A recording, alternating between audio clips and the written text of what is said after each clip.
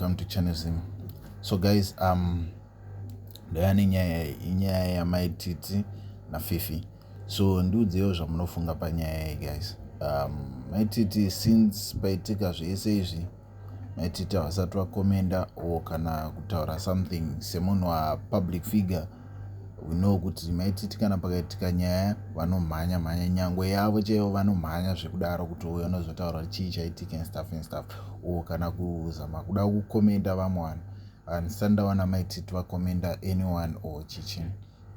So manje yakuita kuti tifunge manje kuti zviri kutaurwa naKetina zviya ndezvechokwadi. I think mariona video racho raKetina randaisa manje.